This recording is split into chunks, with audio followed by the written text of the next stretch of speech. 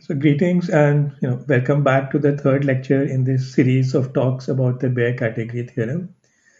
We will start with a quick review of what we have done so far, and also we will take up a question that I had posed at the end of the second talk, and we will see that application worked out as well.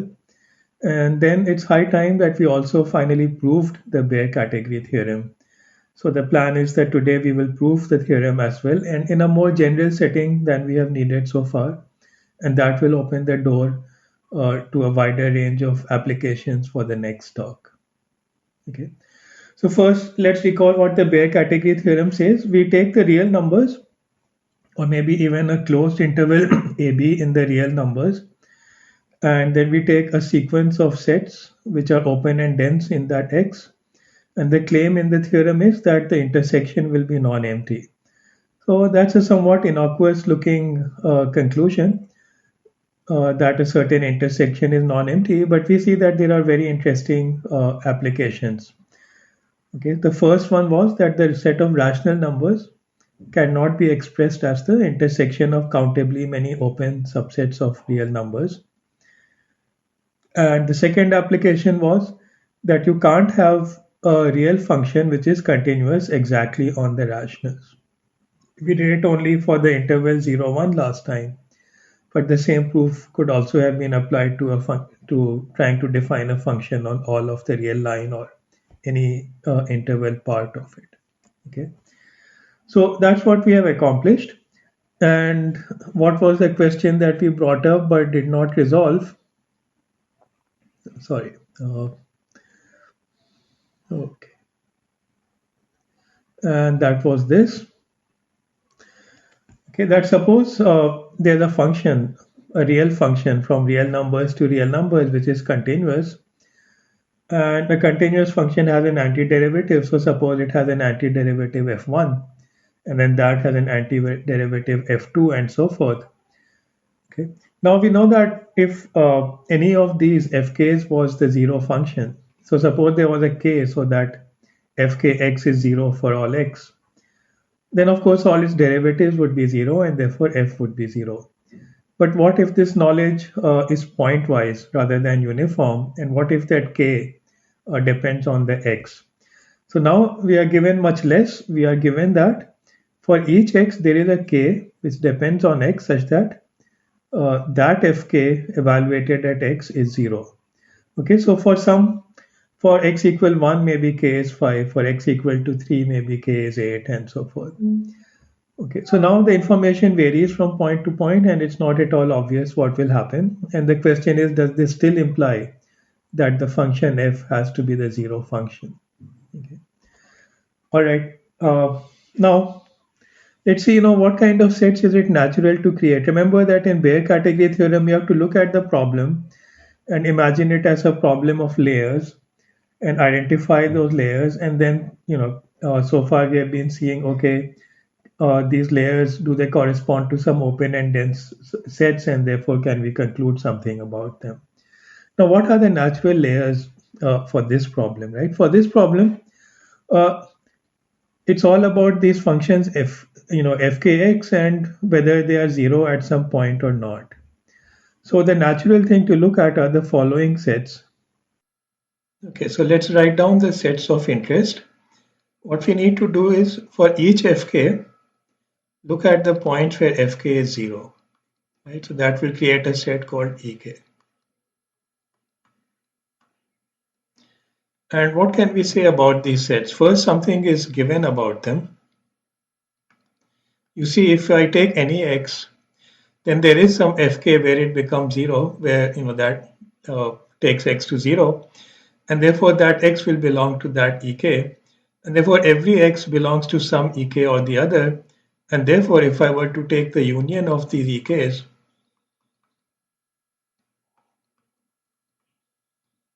I would get the full real line. Okay.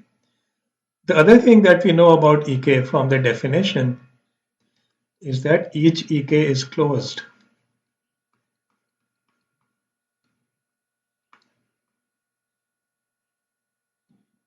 Yeah.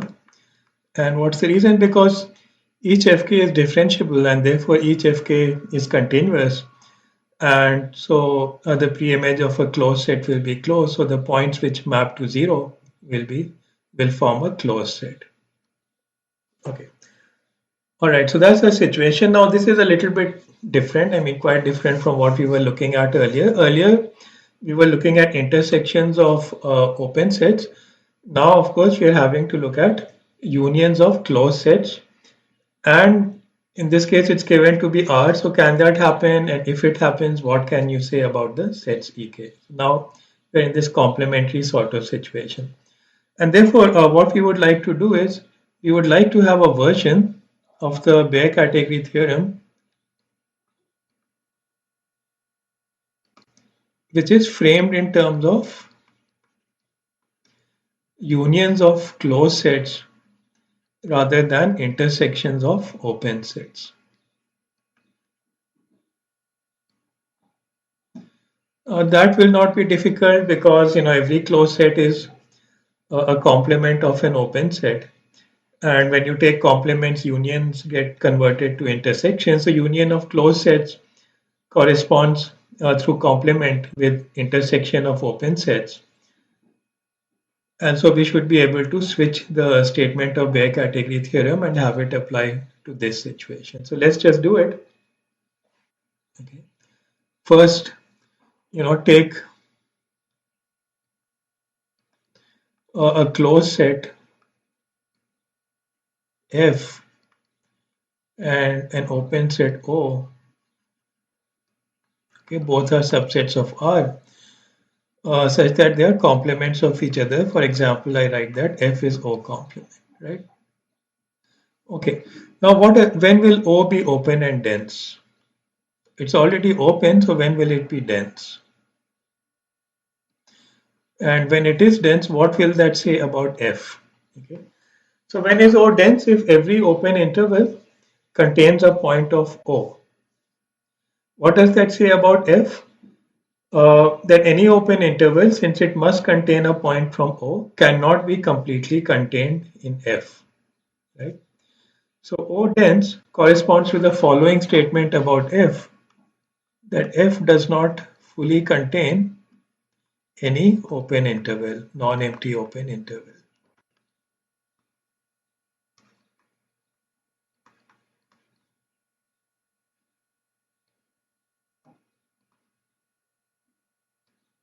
Okay. And so we will give a name to this situation. I'll do it in more generality because that is standard. So one should know that given any subset of R,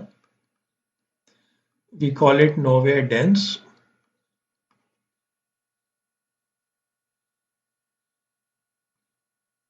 Okay. If its closure A bar does not contain any non-empty open interval.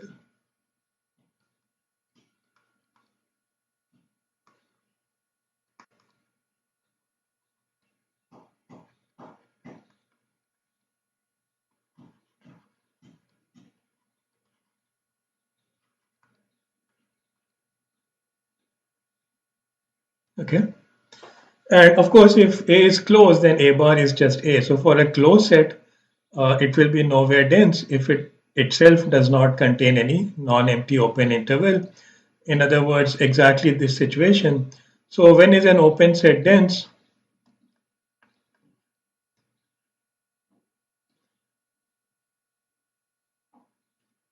Or let me put it like this, when is a set open and dense if and only if its complement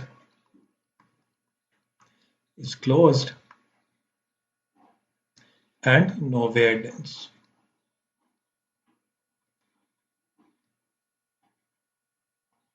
Okay. And now let's express Baire category theorem in this language of nowhere dense sets.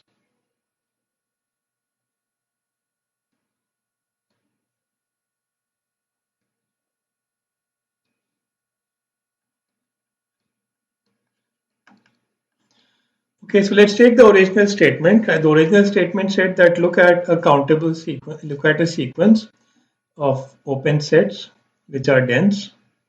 Take the intersection. the intersection will be non-empty. Okay, so let's take those open sets and let's take their complements. Now the complements will be closed. Okay, now the union of these complements will be the complement of the intersection of the given open sets.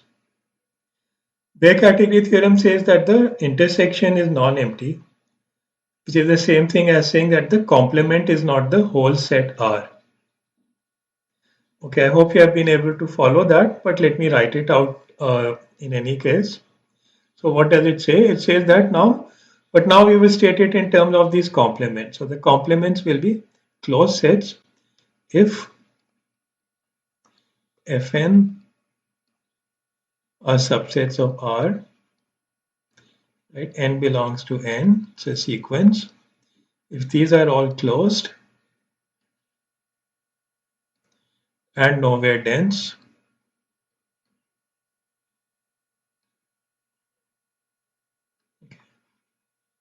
then the complements have non-empty intersection, and what that says about the union is that the union can't be the full space. Then union of these Fn's cannot be all of R. Okay. Another way of saying it, which is useful, is to not initially say nowhere dense and say, okay, suppose you had closed sets.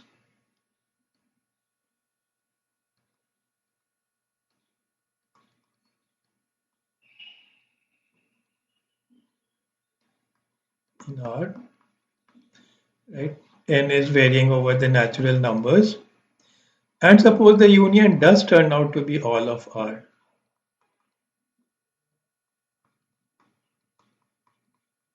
Okay. Then of course, they can't all have been nowhere dense, right? If they were all nowhere dense, the union would not be R. Then one of them at least is fails to be uh, nowhere dense.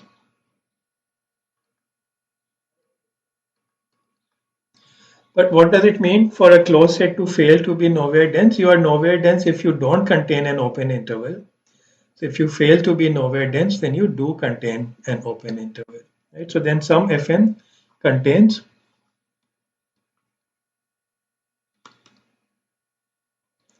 a non-empty open interval.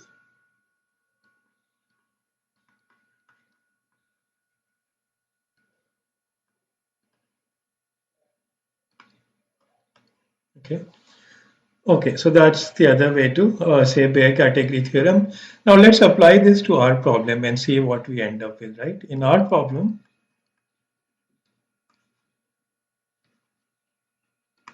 we had these sets Ek, the places where Fk was 0. So these are certainly closed. And the union is given to be all of R.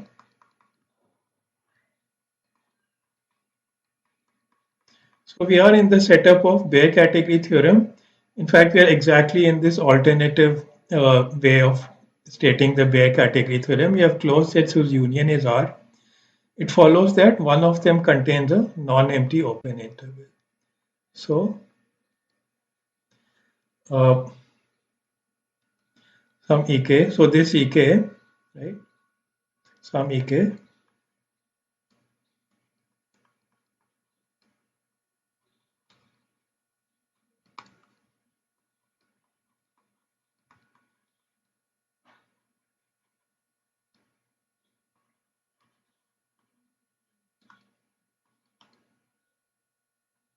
okay.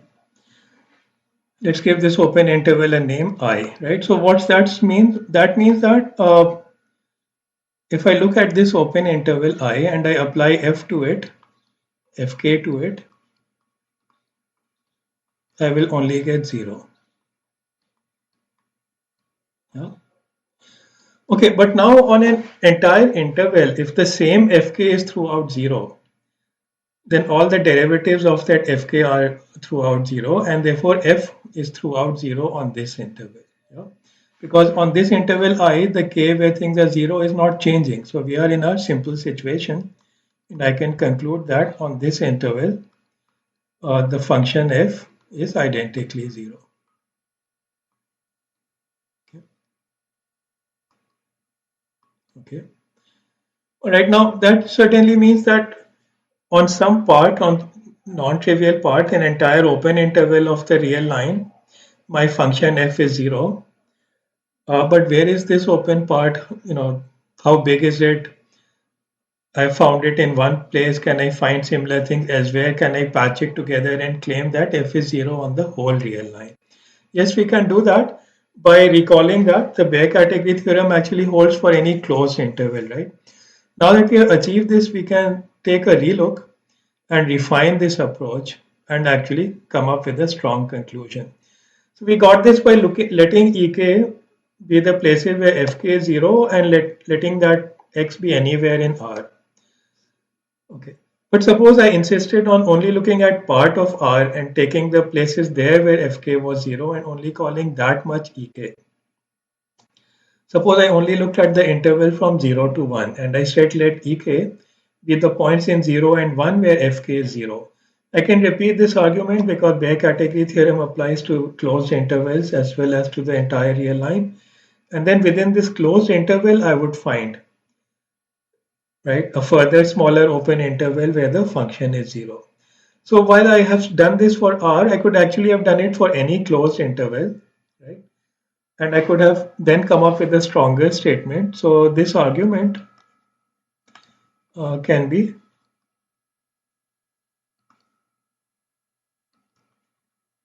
carried out over any closed interval AB. And then again, what would you get? You would find an open interval. Okay. Which would depend on A and B, but the main thing is it would be contained in AB. Okay. Such that f of this would just be 0.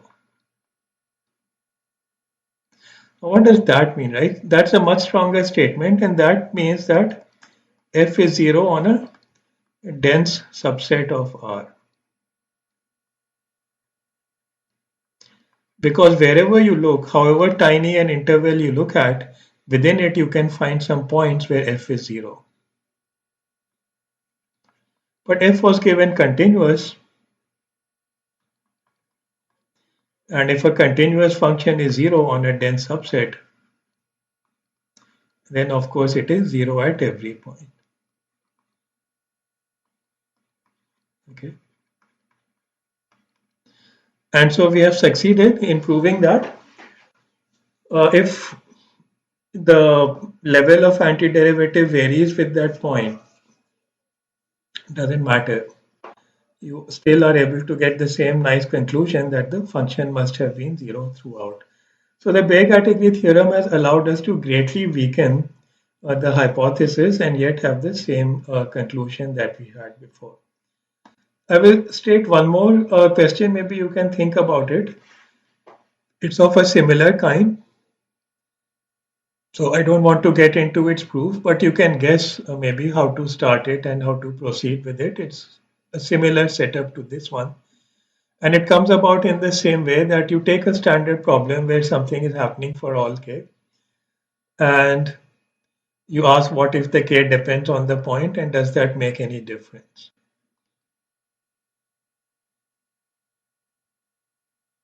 Okay. So it's kind of related to this related question. It's not exactly the same. Uh, so now let's go the other way, right? We were saying there's a function and you integrate, you look at the antiderivatives and each point for each point some antiderivative is 0. Okay. The flip thing is to take a function and start differentiating it. And suppose after differentiating it 5 times, you came up with the 0 function. Right? So if you differentiated it once and came up with the zero function, you would know it was constant. If you differentiated it twice and came up with zero, you would know it was linear. If you differentiated it 5 times and came up with a zero function, you would know that it's a polynomial of degree 4 or less, right? So in general, if you can differentiate, if you start differentiating and there is some n, so that the nth derivative becomes identically zero, then you know that your original function was a polynomial. Okay, now that's the easy thing that we have in calculus, right? And maybe you can guess the question that one will ask now, right? One will say, okay, what if the n varies with the point? Okay. So suppose, and I want to be able to differentiate as often as I need. So we will start with a function which is given to be c infinity, right? All the derivatives exist.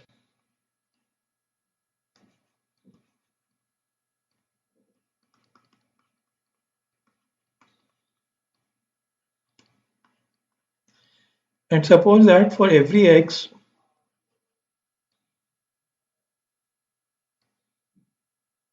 in R, there is a natural number, nx, so that if you differentiate f this many times and evaluate at x, you will get 0, right? So the n depends on the point. If the n was uniform, there would be no issue. We know from calculus that this is a polynomial of degree n minus 1 or less. But what if the n varies with the point, right? Can we still claim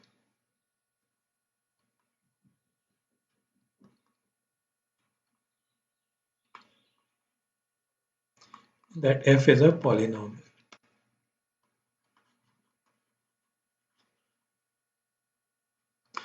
Okay, so there are various interesting questions like this where Baire category theorem comes into play and is useful. This one I will not do. What I would like to do now instead is, it's high time that we did a proof. Okay, so right, so that is what we will do next. Except that we won't just do it for R. The effort is the same if we do it in a more general setting. So let's just do it in a more general setting, and that general setting will be of metric spaces. So we will just start with that. I will quickly review what are metric spaces, and what kind of metric spaces should we look at for it to be reasonable for us to hope that Baire category theorem holds.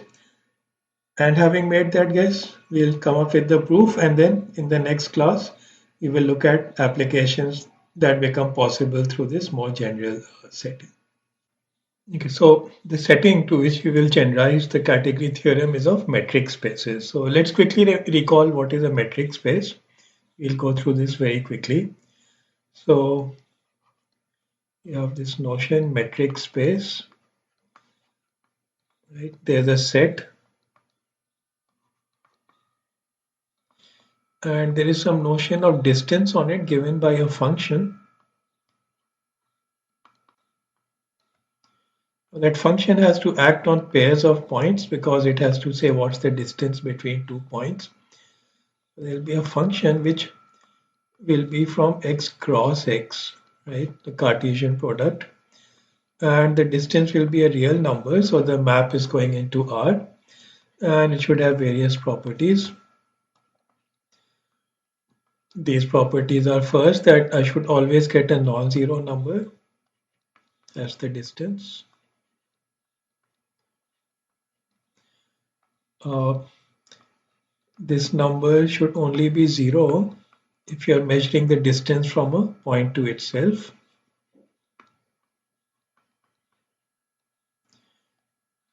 The distance from one point to another should be the same as the distance coming back, so there's a symmetry requirement. And then very important, there is what's called the triangle inequality, that if you go from x to y and then you go from y to z, okay, that should be at least as much as going directly from x to z. Okay, so positivity, symmetry, and transitivity. There are some standard examples. Let's quickly recall them.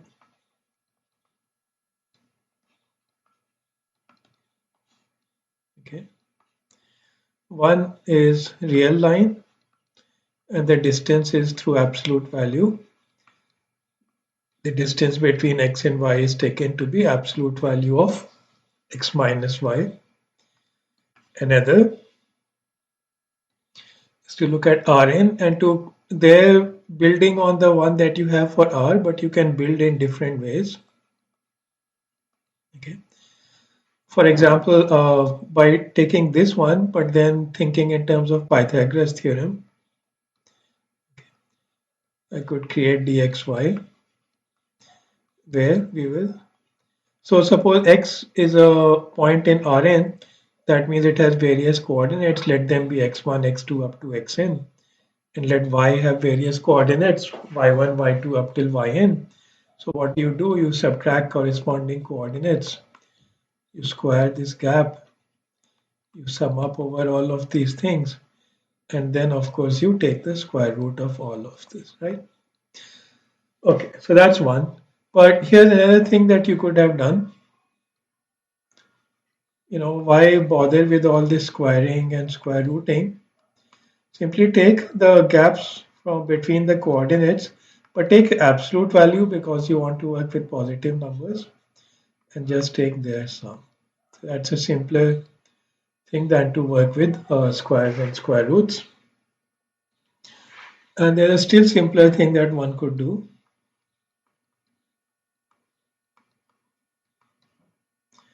which is to look at these gaps and simply take the largest one.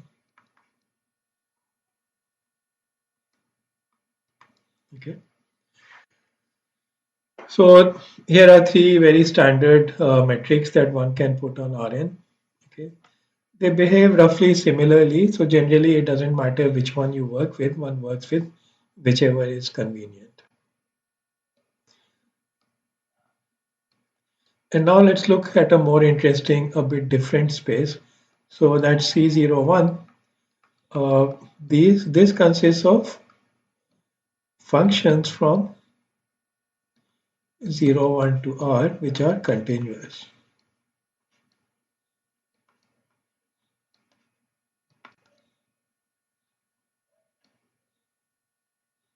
Okay. Now here also you can create different metrics inspired. In fact, you can look at the ones we had for Rn, and one can be inspired by each one of them and create a corresponding metric for C01. For instance, inspired by D, let's go back and look at D again. Right, so what are you doing? Subtracting corresponding coordinates, squaring, and summing up. That for functions, the corresponding thing would be to subtract corresponding values of the function. So let's look at fx minus gx. Let's square these. And instead of summing up over the coordinates, you integrate over these x's, right? That's the natural thing to do when the functions are on this interval. And so you integrate this from 0 to 1. And that is like summing up the squares of the differences. And right, to complete the thing, you should finally take the square root. Okay. Okay. The other metric that we had for Rn was to simply subtract the corresponding entries and take the absolute value and sum up. So again, what's the corresponding thing for functions? You look at fx minus gx, take the absolute value, and instead of summing again, you integrate. Okay. And finally, okay, let's come to the last one where it was max.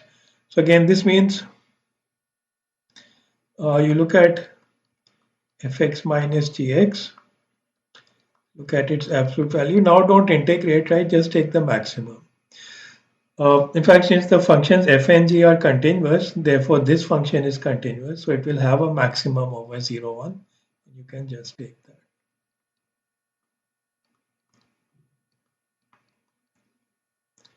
Often people write sup, but since I'm assuming the function's continuous, this is actually just the maximum. Okay, so right, so you can have various sets, and there are many different ways, and on the same set you could have many different metrics. Uh, and these metrics would have further properties. And if you, of course, know from real analysis what is the key extra property that the real line has, it is the Cauchy completeness, right? If you take a Cauchy sequence in the real numbers, we know that it converges. Well, so right now a metric space may or may not have this property, and therefore, first one can define what is a Cauchy sequence in any metric space. So metric space means there's a set and there is this function d. This d will be called a metric on X.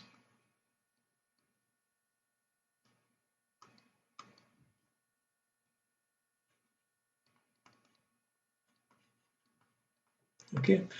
Of course, sequence is fine, right? It's obvious what a sequence is. You have a point x1, then a point x2, then a point x3, all of them from X.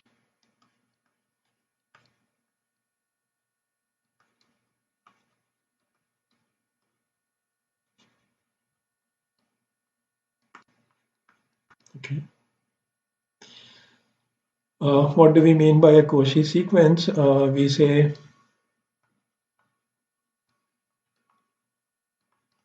Xn is a Cauchy sequence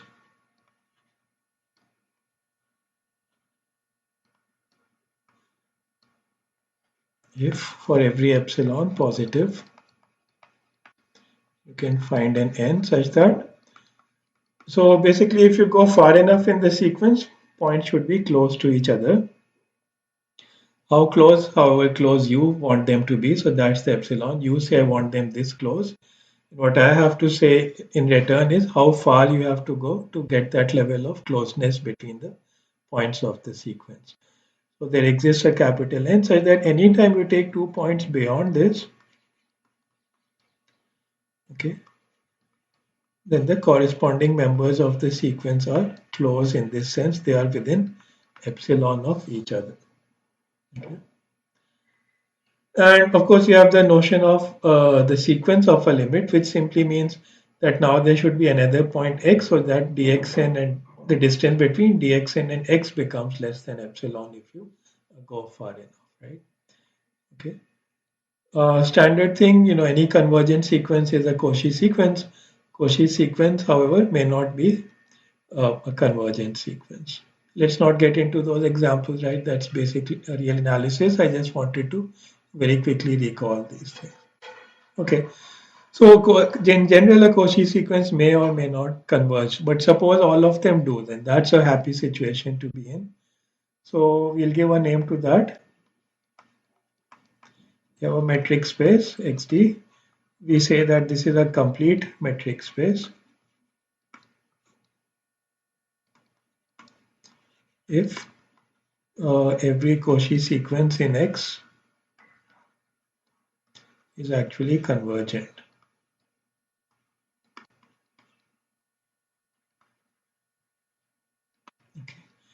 And so one easy thing is, well, easy or not, I mean, of course, for real numbers, this is a very important property that real numbers are complete. Based on the completeness of real numbers, one can easily show that Rn is complete with respect to any of the three metrics that I gave you.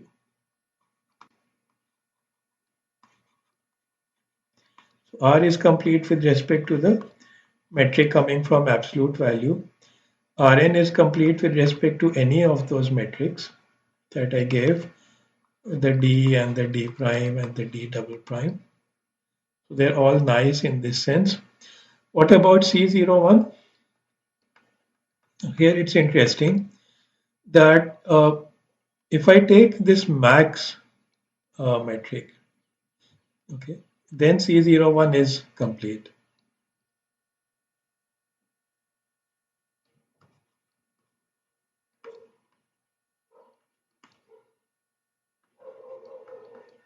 Okay. But if I take the others, the ones defined by integration, then it is not complete.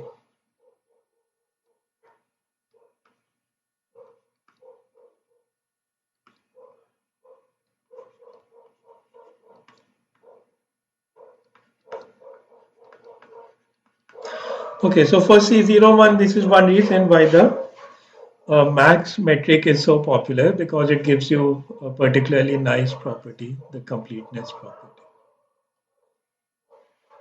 Okay, so you have metric spaces, and some of them have this extra nice property of being complete, and some of them don't. What does this have to do with the Bayer category theorem? Well, the theorem worked for R. Well, let me say one thing before I come back to that. One last thing before I come to Bayer category theorem. And that is that if I have a complete metric space, right? Well, first, any subset of a metric space is itself a metric space.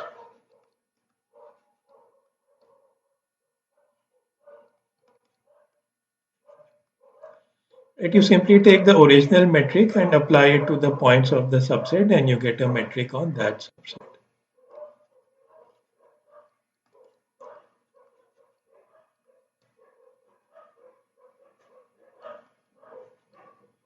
Okay. Now, if you take a complete metric space and you take a subset, of course, it becomes a metric space, but in general, it may not become a complete metric space. For example, R is complete, okay, but if I take, say, the open interval 0, 1, that is not complete. Because if, for instance, you took a sequence that was converging towards 1, okay, it's converging in the full space, so it's Cauchy, okay, it's Cauchy fine, but it's not converging inside the open interval 0, 1, right? In the sense that there is no point in the open interval 0, 1 to which it is converging. So, a general subset of a complete metric space will not be complete. On the other hand, if you take a closed subset, then my description will not work, right? Because now if you take a Cauchy sequence in a closed set, well, it's still Cauchy in the big space, so it's convergent there, so it has a limit there. But closed sets are closed under taking limits of their sequences, so that limit will actually belong to the closed set, and you will be fine. That Cauchy sequence will be converging to a point in the closed set. So the important thing is that any closed subset of a complete metric space,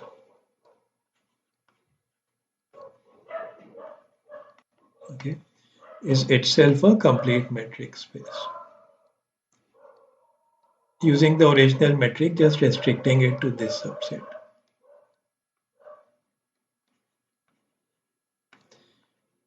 And so, for example, anything like this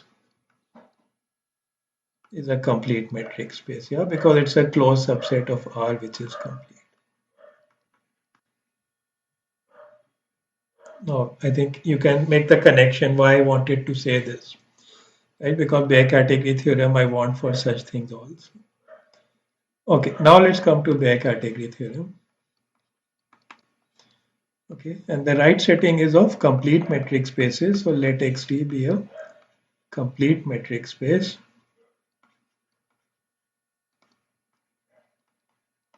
Okay, and then it's the same. Let ON, right, be open and dense subsets of X.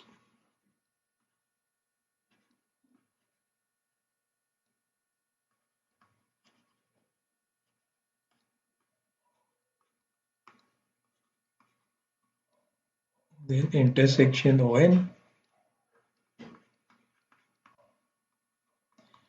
And of course, if I prove it for all complete metric spaces, then in particular, I proved it for R, and I've also proved it for the closed intervals AB. And those are the two settings that I have used so far. So all those results will be completely justified then.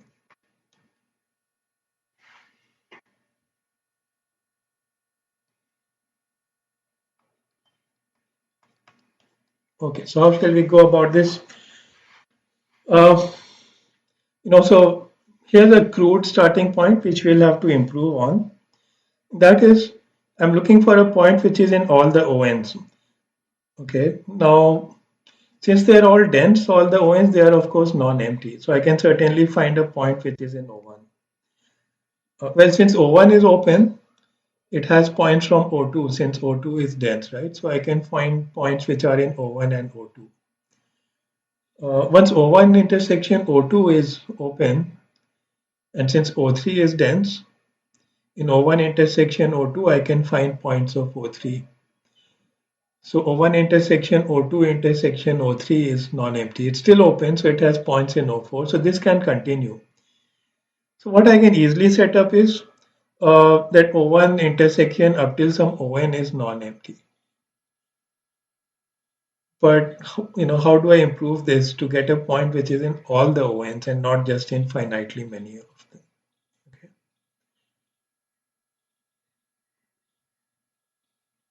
Okay.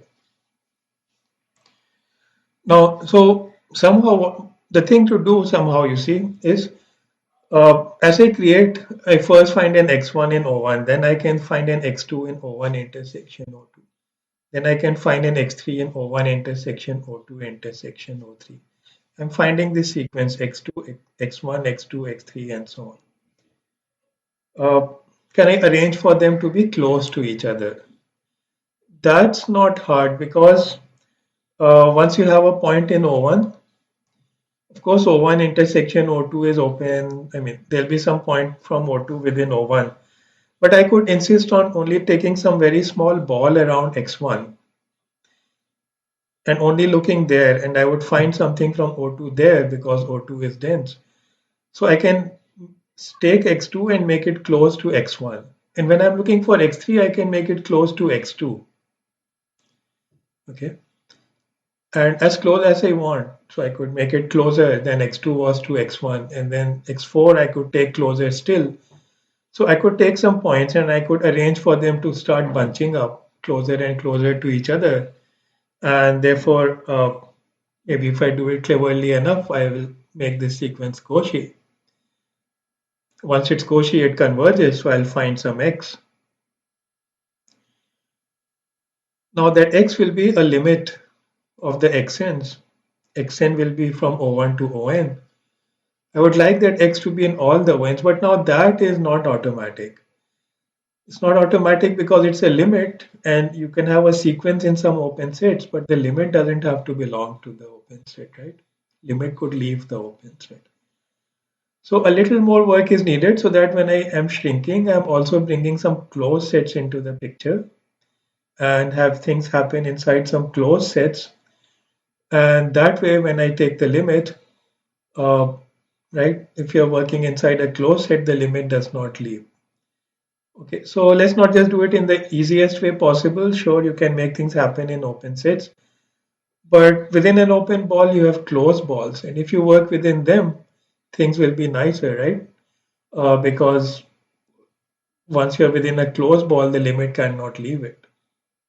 Okay. So these are the thoughts that we are having, and let's put them together, okay, into a proof of the bare category theorem now. Okay. So start with O1.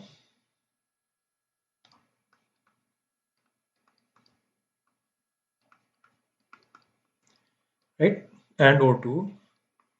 And what do we know? That O1 is open, O2 is open, but also dense. Right now, let's concentrate on the dense part. Okay. And therefore, O1 contains something from O2, right? So I have an X2 which belongs to O1 intersection O2. Or I was saying, let me just start this in a slightly nicer way. So start with X1, O1 that's open and dense. Sorry, these things happen. You talk and then you think you could have phrased it better. Start with O1. O1 is open, of course, non-empty because it is dense. So take some X1 here, right? Here we don't bother where it is. We can't do anything. At least I have some point. Okay. Okay, but since O1 is open, once I have this point x1 in it, I can put some open ball around it, right? Which will still be in O1. So this x1 belongs to an open ball, which is in O1. But within that open ball, I can take a still smaller closed ball. For instance, if the open ball had radius r, I take the closed ball with radius r by 2, and that will still be contained in that open ball and therefore will still be contained in O1. Okay, so let's do it like that. X1 belongs to, now closed balls I will indicate by putting a square bracket. First I will write the center x1 itself and it will have some radius r1 positive number. Okay, and this is completely contained in O1. That okay? All right. Okay, but now let's look at the corresponding open interval. Okay, B and then open x1 r1. So that's the open ball. The open ball, not interval. The open ball centered at x1. Since that is open, it will contain a point from O2. Right? So there exists. And by the way, this R1, I don't know what it is, right? Maybe it's one, maybe it's 1/100, maybe it's 1,000. But I can certainly insist that it not exceed one, right? I can insist that it be less than equal to one. If by chance it was less than equal to one, great. If the original R1 was more than one, then just shrink it. If the bigger ball was contained in O1, then the smaller ball will also be contained in O1, right? So I can insist that I will choose this R1 to be less than equal to 1. Okay. Okay. Now since the corresponding open ball is open, there will be an x2 from O2 in it, right? Since O2 is dense.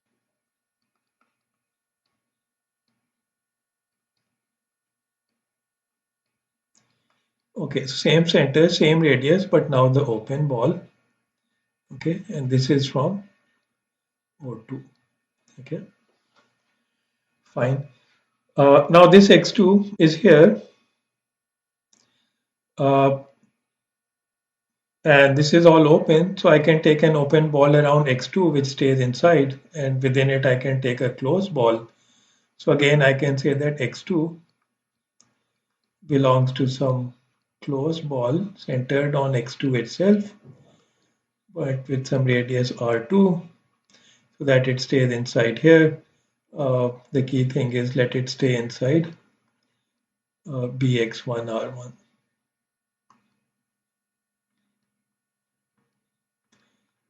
Okay, in fact we can have it stay inside both. And again I can insist that r2 be small, and now let's make it less than equal to half. And you continue like this, right? Uh, Now you will look at the open interval centered at x2 with radius r2, and that will contain a point from O3, etc., etc. So what do we get? We get a sequence of points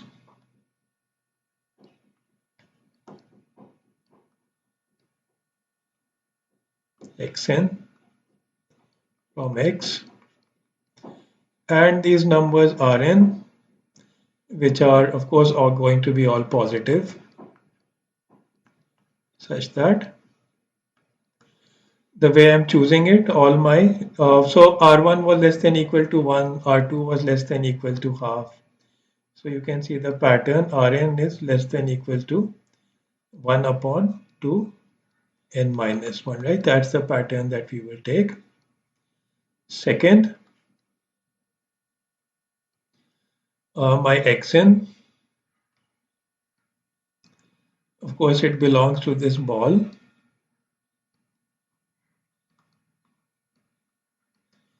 This ball is always chosen to lie inside the previous ball.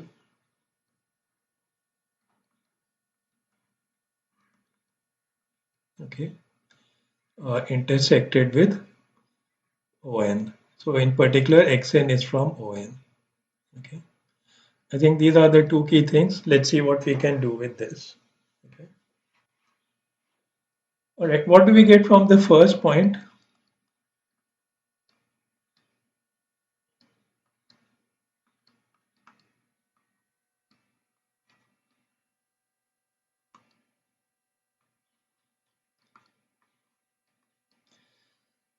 Okay. So Xn is here, right? And how far away will be Xn plus 1 when I pick it? Xn plus 1 will be from the open ball with radius Rn. So it will be within Rn of Xn. Right? So it will be less than Rn,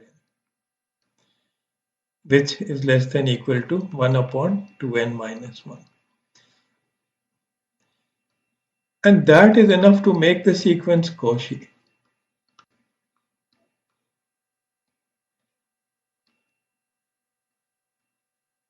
What's the logic? So I'll just speak this out. Okay. Well, think of the geometric series, right? Summing 1 over 2 to the n. Why does it converge? Because if you go far enough and reach some stage which is 1 upon 2 to the k, and then if you add up all the terms after that, right, what do you get? You get just twice of that 1 upon 2 to the k. Okay. And so by going far enough, you can make the tail as small as you like. And so the same thing happens here. Because of this inequality, go far enough, things will be bounded by 1 to the n, by 1 upon 2 to the n. Right? And so basically take capital N, for example, so that take capital N so that this 1 upon 2 to the n minus 1 is less than the epsilon that you wanted. And the maximum distance you can build up between 2 points after that is the full sum of all the 1 upon 2 to the n's. Right? And so then that is small. Okay, it is itself 1 upon 2 to the n. So, so that's the idea. Uh, and that's how Xn can be shown to be a Cauchy sequence. So let's not get into that. I'm sure you have seen such arguments. So I'm just invoking them here. That's the main thing. Okay, by one is that you arrange for these xi's, these xn's to be closer and closer so that it becomes Cauchy. Fine, great. Now x is complete. Therefore, xn converges to some x. Okay. What else do I know about this xn? Okay. So let's look at this carefully. See, xn was here in bx1 r1. Then I choose x2 to be in bx1 r1 also, right? Great. What about x3? x3 will be in this bx2 r2, but then that is in bx1 r1, so x3 will also be in bx1 r1. Okay. So actually what happens is that once you have reached xn, and of course xn belongs here by choice, but then xn plus 1 you choose from here, right? That is the step. And then you put some ball around it. Then you choose xn plus 2 to be in that ball. Well, it's still inside this. So xn plus 2 is also here. So in fact, all subsequent entries of this sequence will stay in this ball, right? They will keep collecting in smaller and smaller balls, all of which are inside this. Now, if all of them are here, and this is a closed set, then the limit is here.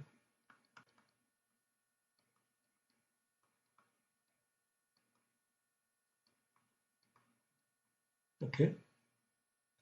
And this happens for every n. But where was bxn rn? Okay. Look at it closely. bxn rn was inside on. Yeah. So everything is coming together now. And there you go. Right. Therefore, x belongs to intersection on, and therefore that intersection is non-empty.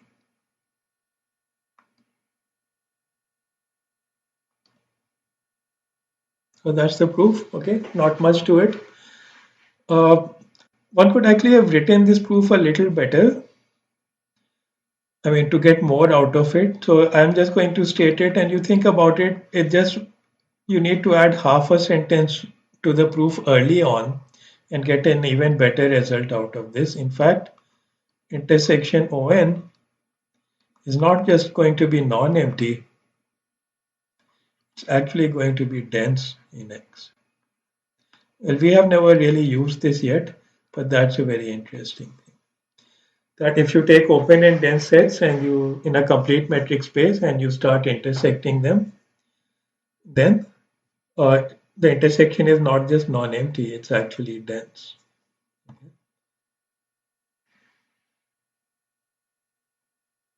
Okay.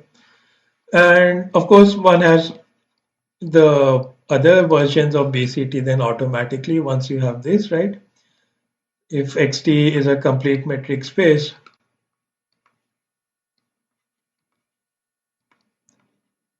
and FNs are closed subsets,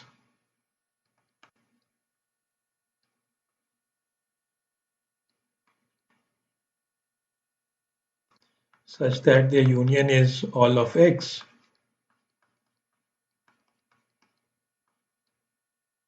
Okay, of course, N has to be from natural numbers. You have to work with countable collection. Then at least one Fn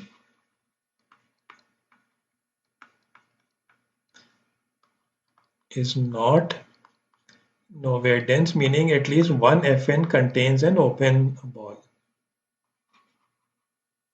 Okay. So nowhere dense has the same definition also. It means that so a set is nowhere dense if a closed set is nowhere dense if it doesn't contain any open balls. A general set is nowhere dense if its closure doesn't contain any open balls. Okay, that means there is no part which is filled up, right, by this set or by its limit points.